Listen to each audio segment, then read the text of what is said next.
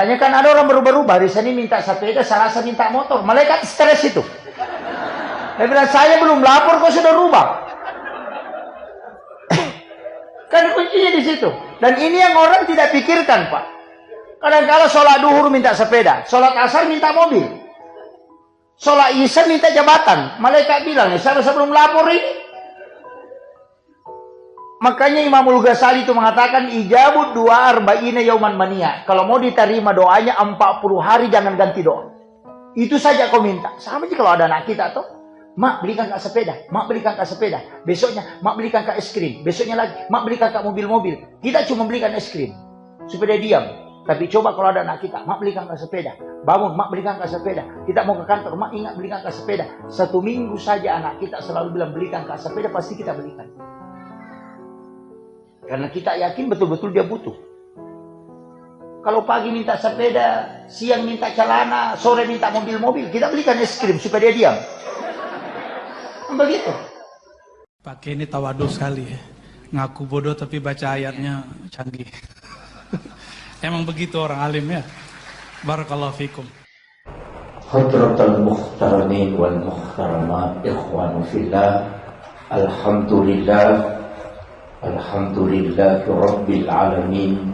Nashhadu rabbana annaka antallahu la ilaha illa anta ba'asta Muhammadur Rasulah basyiran wa nasira. Qauluhul fasl wa hukumul adl wa sunnatihir rusyd wa huwa bil mu'minina ra'ufur rahim. Allahumma salli ala Sayyidina Muhammadin tibbil qulubi wa dawaiha wa afiyatil abdani wa shifaiha wa nuril absari wa diyaiha wa ala alihi wa sahbihi wa sallim. Yang kami muliakan dan kami ta'zimi, saya panggil kakanda, sahabat, ketua, pengurus cabang Nahdlatul Ulama Kabupaten Tanah Toraja beserta seluruh jajaran Tanfiziyah wa Zurriyah yang kami muliakan dan kita doakan bersama, semoga Allah Subhanahu wa ta'ala memberikan keberkahan dalam hidup beliau dan menjalankan amanah yang telah dititipkan oleh Allah untuknya. Alina Bapak Kepala Kantor Kementerian Agama Kabupaten Tanah Toraja beserta istri dan seluruh jajaran Kementerian Agama yang sempat hadir pada pagi hari ini, yang kami muliakan dan kami ta'zimi ibu-ibu pengurus muslimat Nahdlatul Ulama, pengurus Fatayat, seluruh pengurus lembaga dan badan otonom, para sahabat-sahabat dari Ansor Bansar, dan juga kepada seluruh organisasi masyarakat yang sempat hadir, organisasi Islam. Alhamdulillah di tengah-tengah kita menyempatkan waktu bersilaturahmi pimpinan Muhammadiyah. Alhamdulillah Ketua ISMI dan juga Al-Mukarram, ulama guru kita, Ketua Majelis Ulama Indonesia Kabupaten Tanah Toraja beserta seluruh tamu undangan yang insya Allah kita doakan semoga kesemuanya mendapatkan keberkahan pada pagi hari ini, terkhusus pribadi Ibu Hajiah Nuria yang kita doakan bersama beliau, semoga yang hadir pada pagi hari ini ternyata beli akbar ada zikir dan ceramah akhir tahun, tidak ada temanya, sehingga saya saja yang tentukan apa yang saya mau bilang. Tapi ini berat karena nanti lari-lari kajiannya. Saya pertama harus meluruskan, untuk menyebut Andre Gurunta itu belum bisa, itu tidak bisa. Harus masih Gurunta itu pun sudah berat. Makanya di SK TCNU itu saya minta tulis Gurunta, jangan Andre Gurunta, itu sudah berat. Andre Gurunta itu minimal menguasai 600.000 hadis Nabi. Jadi untuk gelar itu tidak bisa. Kemudian yang kedua, kalau dikatakan sufi tidak. Saya ini hanya belajar akhlak tasawuf. Makanya kalau kita mau bertasawuf itu minimal 40 tahun waktu yang kita siapkan. Saya pernah tanya ke mursyid kami itu, untuk belajar tasawuf itu berapa lama? Dia mengatakan 40 tahun. Itu kau siapkan waktu. Kalau belajar akhlak tasawuf itu bisa lompat-lompat dan bisa mengambil di mana saja. Yang penting kita mentalaki langsung. Itu supaya terkoneksi secara hakikat. Sama aja dengan kabel. Kalau mau mengambil listrik harus disambung. Ya, itu. Jadi supaya terkoneksi karena ruh itu saling bersilaturahmi. Makanya di pagi hari ini saya coba menjelaskan tiga pokok dalam agama. Yang pertama kajian Islam, yang kedua kajian iman, yang ketiga kajian ihsan. Kalau kajian Islam itu hukum. Bila disebut tadi Bapak Kepala Kantor Kementerian Agama bahwa itu fikih. Kalau kajian Islam itu ulamanya disebut fuqaha. Mazhabnya itulah Syafi'i, Maliki, Hanafi dan Ahmad bin Hanbal. Kalau Muhammadiyah itu tidak mengambil mazhab, tapi mengambil mana dalil yang paling kuat dari pendapat yang ada. Dan dipilihlah yang paling kuat itu, makanya disebut tarjih. Kalau NU, dia berpatokan fikihnya pada 4 mazhab, tapi dia cenderung memilih Syafi'i dalam Ahmadiyah, tapi mengakui 4 mazhab. Makanya NU itu sholatnya bermacam-macam. Istilahnya kita tidak ada paten. Kalau Muhammadiyah itu mulai dari tingkat pusat sampai ke desa-desa itu tata cara sholatnya sama, bacaannya sama. Kalau NU itu bergabung-gabung, ada semua di situ. Yang kunut, yang tidak kunut, yang tidak sholat subuh, ada semua di situ. Ini. Jadi itu kita anukan. Kalau NU itu bertasawuf, jadi kita tetap bertasawuf Imamul Ghazali. Makanya Imam Ghazali itu kan punya kitab yang sangat monumental, itu Ihya Ulumuddin. Itu kalau kita di NU itu mestinya ngaji kitab itu. Ya. Di NU ini Pak agak unik. Makanya kalau NU itu tidak pakai pimpinan. Yang di NU itu pakai pengurus. Jadi mulai dari pengurus cabang, pengurus wilayah, pengurus besar. Jadi bukan pimpinan. Jadi ketua Tanfisiyah itu, ketua NU itu bisa pasang spanduk Pak. Bisa manjak pasang baleho. Karena dia memang pengurus, bukan pimpinan. Iya, itu. Jadi saya itu sering sama teman-teman. Iya, karena saya diberi amanah ketua Tanfisiyah di PCNU di Kabupaten Sidrap. Itu musibah juga. Kemudian yang di media sosial itu terus terang Pak Kandap itu juga musibah. Karena saya tidak punya akun. Saya tidak punya tim media. Yang rekam saya hari ini itu sebenarnya sahabat saya di pesantren cuma minta supaya bawa mobil. Karena saya agak kelelahan dari Lampung. Dari Palembang. Jadi saya bilang kalau dia tidak bawa mobil, saya harus naik motor ke Toraja. Ya, karena saya senang. Saya 4 kali ke Toraja itu Pak selalu naik motor. Bahkan sampai Sinja itu naik motor. Saya senang naik motor. Jadi saya itu jarang naik mobil biasanya kalau keluar. Cuma karena agak kelelahan saya minta supaya dia yang ngantar. Jadi saya itu kalau keluar ceramah selalu sendiri. Ini untuk ustaz ini saya kasih tahu. Ini bukan mengajari, tapi kita berbagi ilmu, berbagi berkah. Saya itu diwasiatkan sama guru tak. Kalau dipanggil ceramah berangkat sendiri. Jangan bawa orang. Karena kalau bawa orang tiga diongkosi cuma 1 yang ceramah. Itu betul. Iya. Bayangkan kalau misalnya saya ke Kalimantan kemudian bawa orang. 3 orang semua tiketnya kan ditanggung panitia. Kalau dia pakai uang masjid dan di dalam celengan masjid itu kan ada uangnya anak yatim, uangnya fakir miskin yang dia sedekahkan dari melihat masjidnya bagus. Tapi Pak Ustaz datang dia belikan tiket. Itu kan fatal. Ustaznya itu lebih lambat masuk neraka, itu masuk surga. Paling terakhir itu. Itu kan fatal itu. Jadi kemudian yang kedua, guru tak bilang itu jangan pernah kalau ceramah tanyakan amplop jangan. Saya itu kalau orang bicara amplop itu saya sudah cancel, itu langsung saya garis merah. Karena kita tidak mungkin ikhlas. Manusiawi kan, kalau dikasih tahu sekian, belum ceramah itu sudah napikir itu, sekian nanti nak kasihkan. Kalau ditelepon kembali pasti bilang sekian tadi, sekian kemarin di sana. Sama dengan khatib-khatib Jumat. Ketika kita buka amplop khutbah, kalau dikasih, kita sudah bisa menilai itu. Nanti kalau ditelepon atau mau berangkat, langsung muncul iblis itu, 300 di situ, 200 di situ. Ini yang makanya saya itu tidak pernah tahu isi amplop. Saya memang janji dengan istri.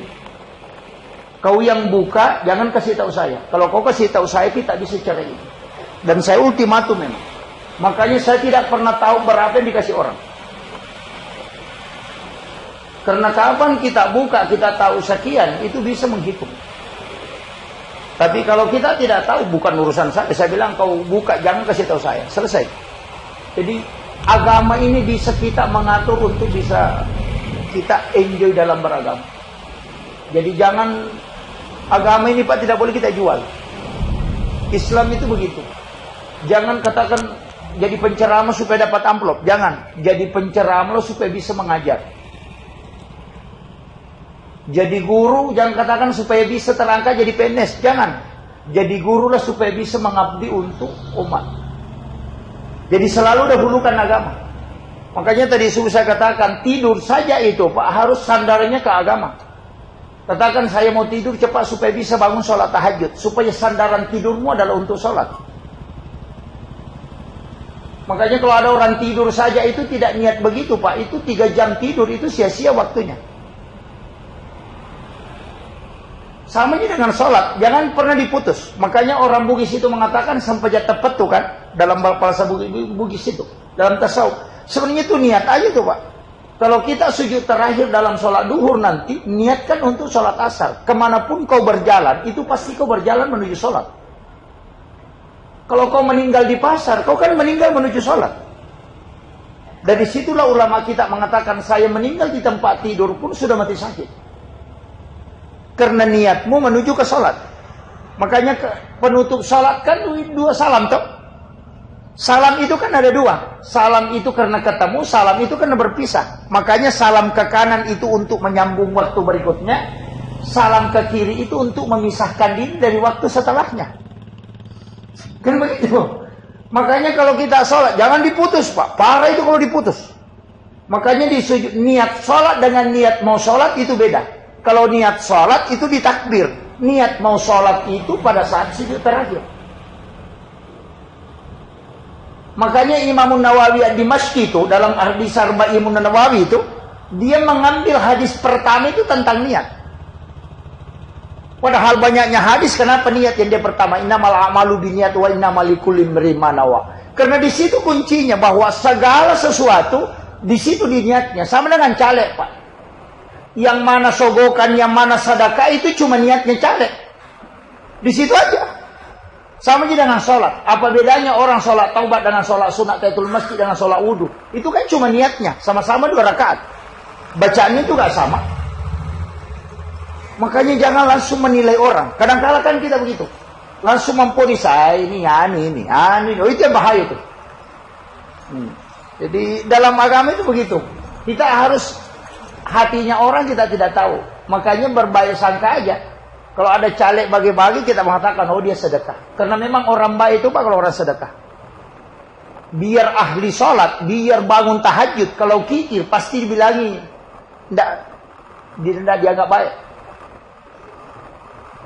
Makanya ulama kita mengatakan kalau ada keburukanmu kau mau tutup. Satu saja. Jadi dermawan. Dan orang itu Pak masuk surga bukan karena harta. Itu tapi karena jasa. Itu catatan itu. Itu jasa. Kalau harta itu tidak bisa menyelamatkan. Hanya jasa yang bisa menyelamatkan. Kita bisa mengambil contoh. Wanita WTS yang memberi minum kepada anjing yang kehausan. Itu bukan harta. Itu jasa. Karena menyelamatkan nyawa. Apakah airnya? Bukan. Sumurnya? Bukan. Apa yang dia pakai? Sepatunya yang dia pakai mengambil air untuk dia beri minum. Itu karena jasanya. Allah tidak menilai karena Allah mengatakan air itu milikku. Begitu. Tapi karena kau menyelamatkan nyawa karena usahamu, maka engkau saya masukkan, janjikan masuk surga. Jadi kita itu Pak, kalau mau selamat gampang aja. Jasa aja diperbanyak. Bukan ijazah ya. Jasa, kebaikan. Itu aja. Karena itu yang dikenang orang dan itu yang tidak bisa pindah Pak. Kalau bapaknya dermawan, anaknya tidak pindah itu ke anak. Tidak mengatakan anaknya bagus sekali. Pasti selalu bilang bapaknya bagus. Itu yang tidak pernah hancur. Kalau mau bicara gini makarati, ya kau nggak tahu mau besar, tuli irampe madecing itu. Tapi aku nggak tahu maseke, tuli sigarit di sini tahu. Iya, ya begitu. Itu aja kuncinya. Makanya kalau mau jadi orang baik cukup dermawan Pak. Insya Allah dikatakan baik. Makanya bandar narkoba itu selalu bagi-bagi, selalu dibilang baik. Walaupun dia haram kan. Ini yang saya selalu nukan bahwa orang dikenang itu karena kebaikannya. Justru kalau orang hartanya banyak, itu disebut tamak.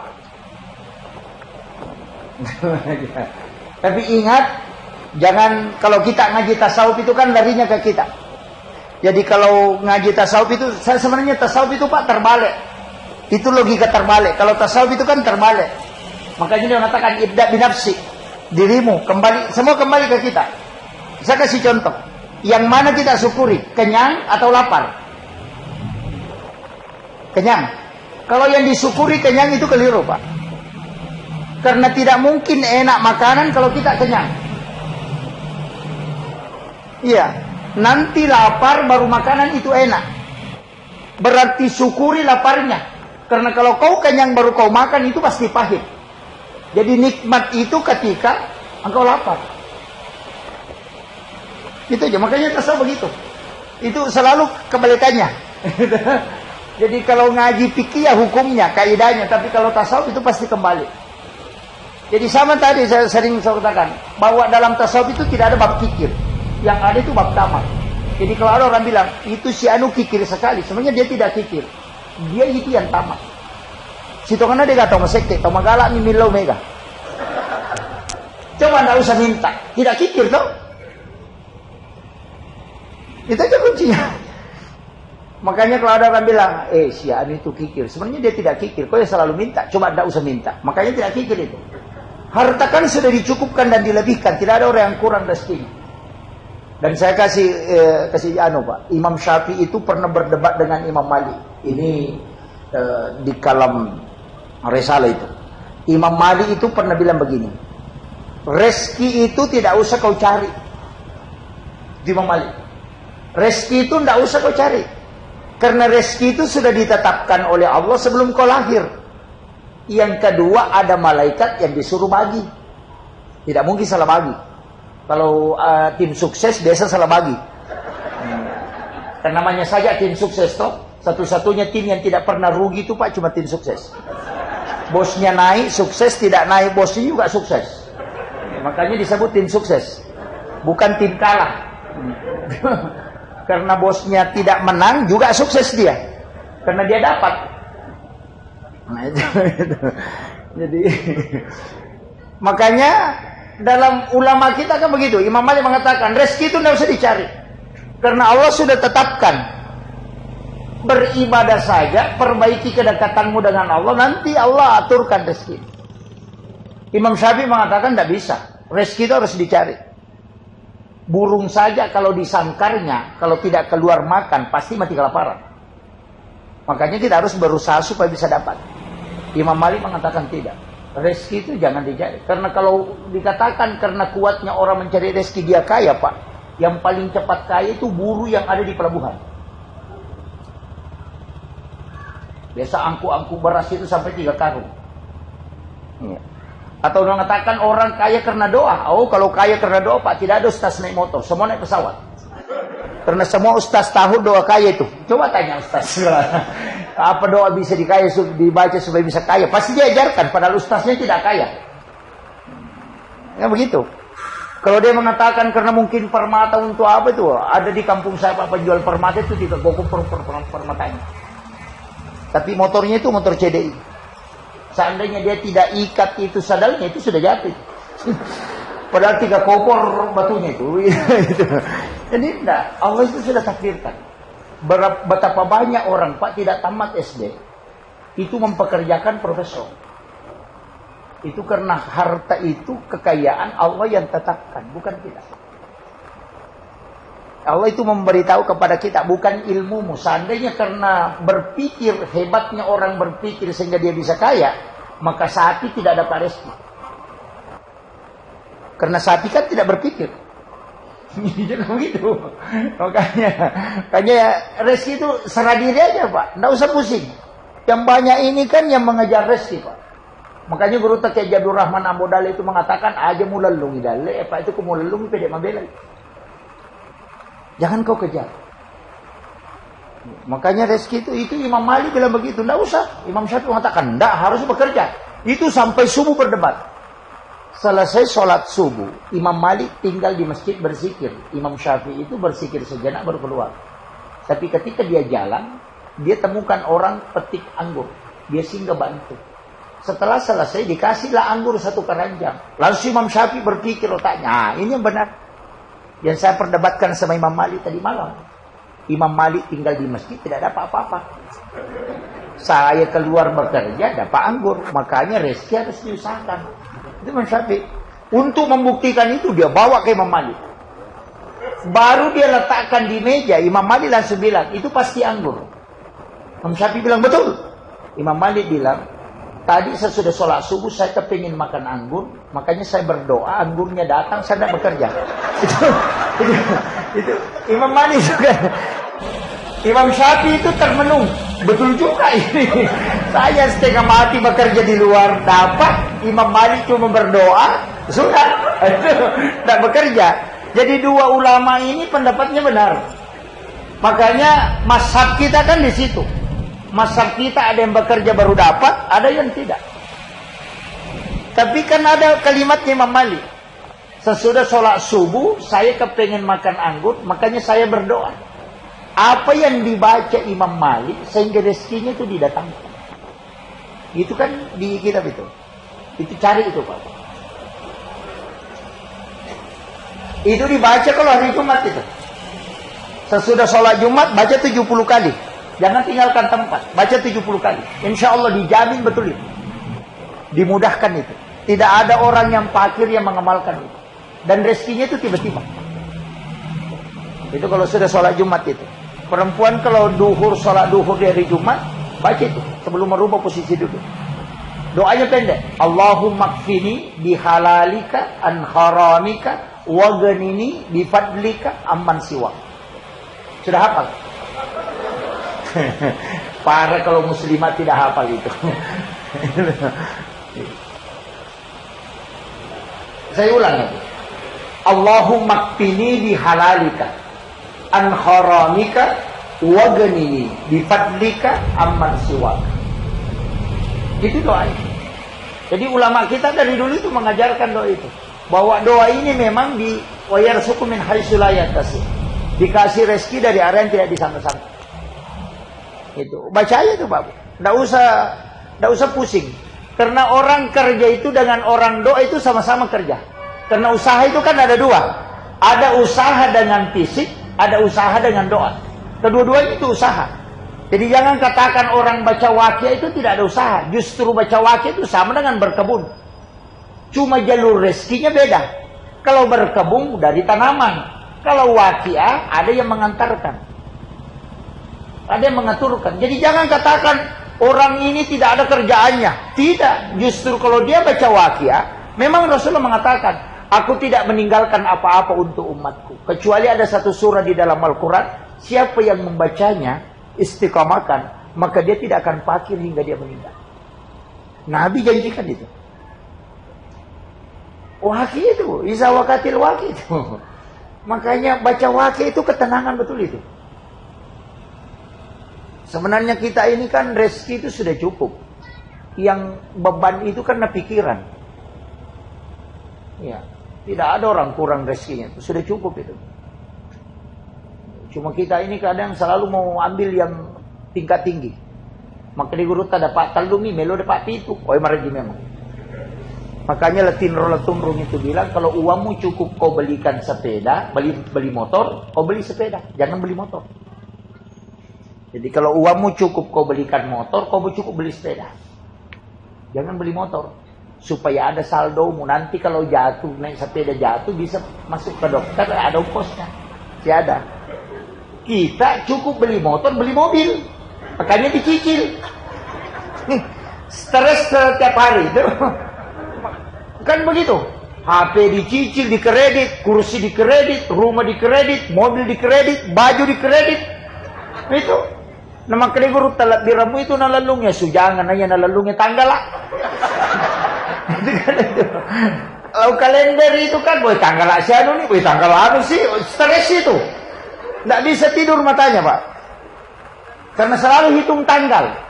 Wih, tanggal 7 nih. Ini begitu. Ini yang bikin stres kita kan di situ. Apalagi ibu-ibu di sana, bukan di sini. Sana itu. Yang keinginannya memang tidak pernah cukup. Pakaian tidak pernah, selalu berubah itu.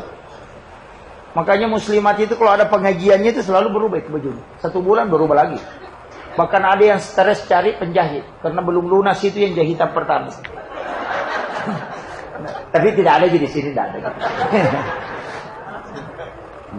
Padahal itu kan pakaian kata Nabi, 40 hari kau tidak pakai, itu minta pertanggungjawaban kelak dari kamu.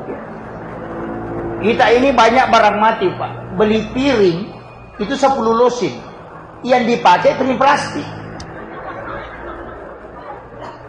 Emang gitu. Beli piring 10 lusin, baru tulis namanya haja ini, haja ini, haja ini. Baru disimpan di lemari, dijejer. Sekalinya suaminya mau makan, dia pakai piring hadiah rinso.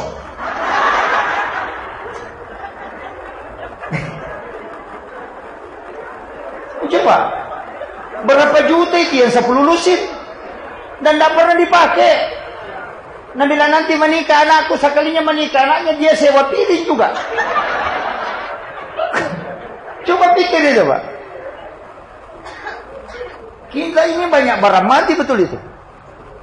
Oh iya, cerek kristal dibeli, dijejer di lemari depan. Dulu itu bahan dapur disimpan di dapur, sekarang masuk ke ruang tamu. Iya, cerek kristal yang 2 juta, 3 juta itu dijejer. Mulai dari yang paling besar sampai ke paling kecil. Tidak pernah dipakai. Ya mau tuh pernah situ lina pakai. Begitu. Gelasnya gelas plastik. Itu kan yang dipakai. Iya, sama dengan baju. Talkum yang mahal 1 juta, 2 juta kita belikan. Nanti lebaran baru dipakai. Sudah lebaran disimpan lagi. Padahal lebaran itu sholat sunat. Sholat fardu apa yang dipakai? Ya baru kat di kami. Iya, coba kita pikir itu. Makanya pakaian kalau mau dipakai sholat, Pak, pakai istilahnya saya selalu begini. Kalau ada pakaian nanti mau sholat baru dipakai, dan bantu khusyuk. Makanya kalau mau khusyuk sholatnya pakai. Nanti mau sholat baru dipakai. Tempat sholat juga kan harus tertentu. Kita ini harus bikin mihrab di rumah, Pak. Jangan sembarang. Kita kan sering WC-nya bagus. WC-nya sampai 20 juta ongkosnya. Padahal itu tempat buang hajat. Tapi kalau mau sholat, ada di samping lemari, ada orang di lemari, lagi dekat agak kursi, ada orang di situ lagi masuk ke kamar. Tidak ada jelas tempat sholat. Begitu. Tempat berdua-duaan dengan Allah itu kita tidak bikin. Yang kita bikin hanya tempat buang kotoran. Ini kan jadi masalah. Makanya di dalam ayat itu fataqabbalaha rabbuha bikabulin hasanin wa ambataha nabatan hasanan fakaffalaha Zakaria. Wa ma dahala kullama dahala 'alaiha Zakaria al-mihrab wajada indaha rizqan. Qala ya Maryam anna laki hadza qalat huwa min indillah. Kan itu kuncinya situ. Makanya kan Nabi Zakaria itu kan tidak punya anak. Ini saya kasih ilmu berkahnya nih dari guru Tekek Jabir Rahman Ambok Dali. Ini ilmu wali. Nabi Zakaria itu kan nabi yang tidak punya keturunan. Istrinya itu sudah menopause. Menopause itu kan sudah berhenti haid. Menurut dokter medis tidak mungkin melahirkan. karena sudah berhenti haid. Nabi Zakaria sudah tua, tapi dia tidak punya keturunan. Makanya ambillah dia anak perempuan kemenakannya, namanya Maryam. Itu nanti ibunya Nabi Isa. Dia ambil itu baru dia pelihara. Tapi caranya memelihara anak gadis itu kan masih muda, sekitar umur tuh 6-7 tahunan. 3 tahun, hampir 3 tahun tinggal di rumahnya Nabi Zakaria. Itu mulai kaget Nabi Zakaria. Karena dia di dalam kamarnya itu, di dalam bilik, dia kasih anak tangga 2. Dari situlah dasarnya kenapa sajadah imam itu 2 lapis. Dari situ. Makanya kan dikasih lapisan amblak di bawahnya, baru kasih sajadah di atasnya. Kadang juga sajadahnya 2 lapis. Itu karena Nabi Zakaria membuat tempat sholat untuk Maryam itu 2 tingkat. 2 anak tangga. Naik ke situ. Di situ Maryam sholat terus. Tapi dia kan bukan Nabi. Dia sholat. Tapi Nabi Zakaria itu kaget. Kullama dahala alaiha Zakaria al-mihrab. Setiap Nabi Zakaria masuk ke dalam mihrab tempat sholatnya itu kaget. Karena wajada indah hariskan. Selalu dia menemukan rezeki di situ. Dan anehnya buah-buahan musim panas di musim dingin. Kayak bukan musim durian, kok ada durian. Nah kunci biliknya itu Nabi Zakaria yang pegang. Baru dia kunci dari luar. Makanya kan dia bertanya, "Anna laki hasa, dari mana ini?" Nah saya yang pegang kunci, tidak ada yang bisa masuk kecuali saya dengan istri. Kok ada makanan? Nah tidak ada yang bawakan. Apa kata Maryam? Huwa min indillah. Ini langsung dari Allah. Nabi Zakaria tidak percaya, masa anak perempuan bukan Nabi baru bisa dapat. Tapi kaget juga. Makanya dia berulang, "Anna laki haza." Tetap jawabannya Maryam, huwa min indillah. Nanti Maryam mengatakan, "Innallaha yarzuqu man yasha bighairi hisab." Kalau Allah mau kasih rezeki orang itu tanpa melalui perantara. Tidak ada asbab. Diam Nabi Zakaria. Berarti dia mengatakan, berarti ini anak tempatnya yang bagus. Tempatnya ini yang istimewa. Karena saya juga di rumah ini berdoa, tapi tidak diterima. Dia ini karena tempatnya khusus ada, makanya dia akan keluar situ. Nanti saya masuk ke situ. Hunalika da'a Zakaria rabbah. Maka masuklah Nabi Zakaria di situ sholat. Wa huwa qa'imun yusalli fil mihrab. Itu kan ayat.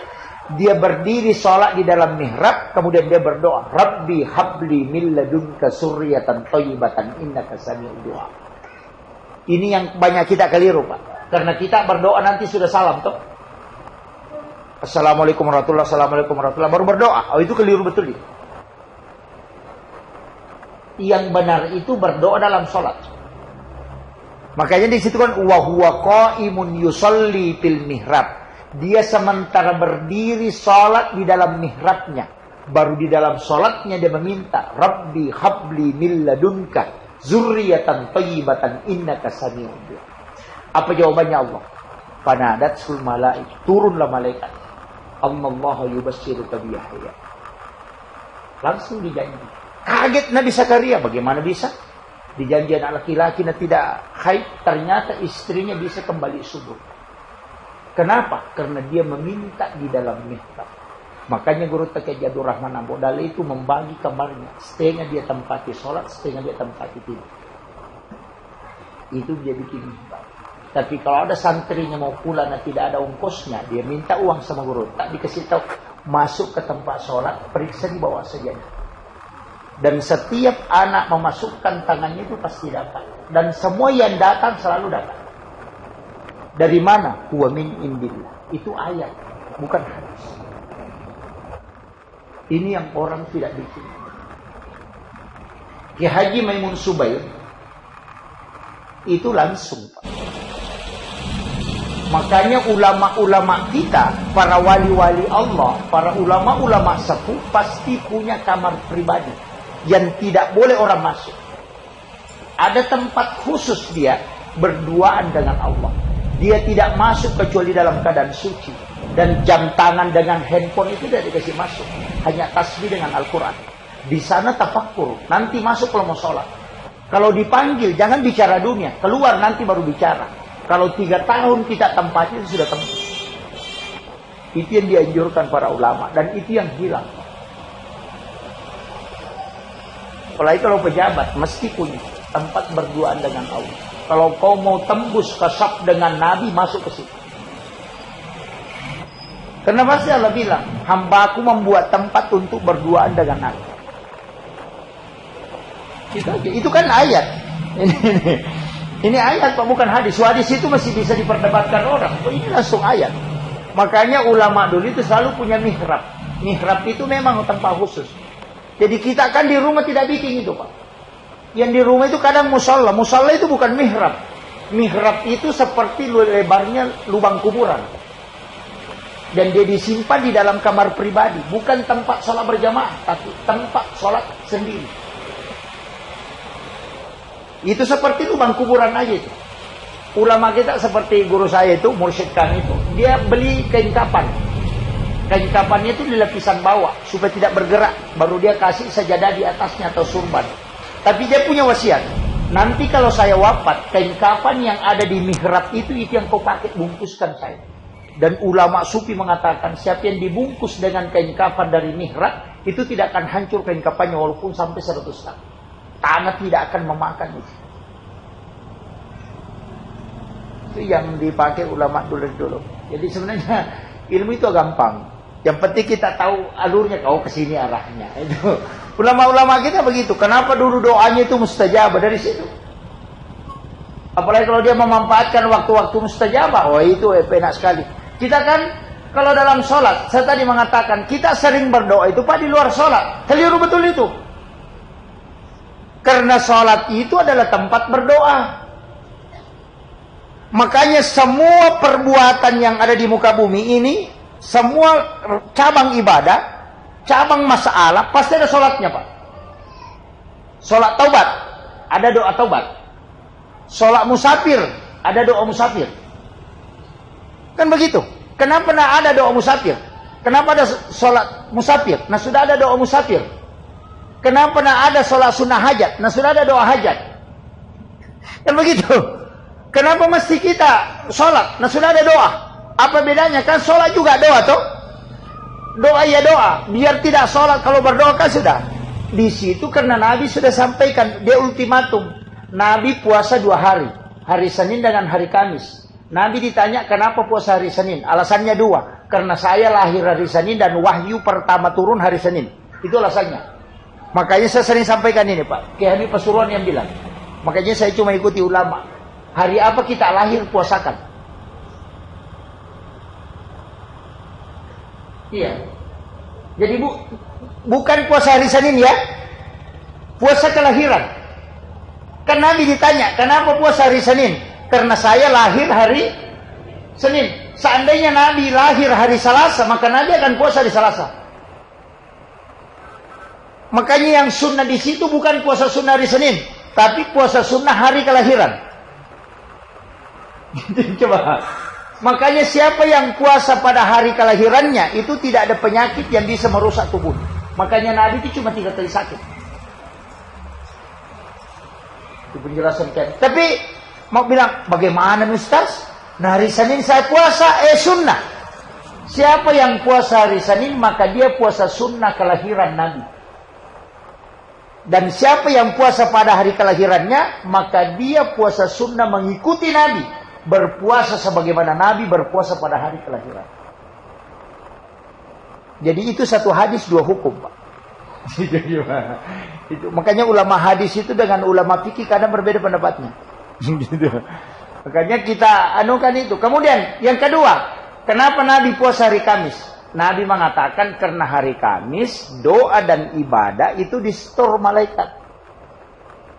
Malaikat itu Pak melapor cuma 1 kali 1 minggu. Kalau Bapak berdoa hari Senin itu belum dilapor, baru dicatat. Hari Selasa dicatat, hari Rabu dicatat, hari Kamis baru dilapor. Makanya kan ada orang berubah-ubah, hari Senin minta sepeda, Selasa minta motor. Malaikat stres itu. Dia bilang, saya belum lapor kok sudah rubah. Kan kuncinya di situ. Dan ini yang orang tidak pikirkan Pak. Kadang-kadang sholat duhur minta sepeda, sholat asar minta mobil, sholat isya minta jabatan. Malaikat bilang, saya belum lapor ini. Makanya Imamul Ghazali itu mengatakan ijabut 40 yauman mania. Kalau mau diterima doanya 40 hari jangan ganti doa. Itu saja kau minta. Sama aja kalau ada anak kita tuh mak belikan kak sepeda, mak belikan kak sepeda. Besoknya, mak belikan kak es krim. Besoknya lagi, mak belikan kak mobil-mobil. Kita cuma belikan es krim supaya dia diam. Tapi coba kalau ada anak kita, mak belikan kak sepeda. Bangun, mak belikan kak sepeda. Kita mau ke kantor, mak ingat belikan kak sepeda. 1 minggu saja anak kita selalu bilang belikan kak sepeda, pasti kita belikan. Karena kita yakin betul-betul dia butuh. Kalau pagi minta sepeda, siang minta celana, sore minta mobil-mobil, kita belikan es krim supaya dia diam. Begitu. Sama juga dengan malaikat ini tadi, nanti melaporkan hari Kamis. Makanya Nabi minta, ya Allah, adakah yang bisa dilakukan umatku, hambamu, khususkan untuk umatku, bisa meminta kapanpun dia minta dan langsung ke kamu, tanpa melalui perantara. Maka diturunkanlah perintah sholat.